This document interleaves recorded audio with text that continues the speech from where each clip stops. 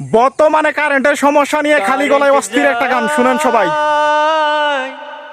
বারবার কারেন্ট চলে যায়, সেই যে গেছে এখনো আসে না।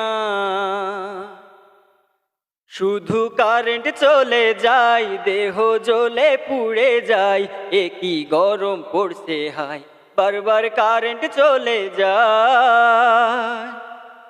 দুপুর বেলা যখন আমি ঘুমাতে যাই, সুইচ দিয়ে দেখি বাসায় কারেন্ট নাই।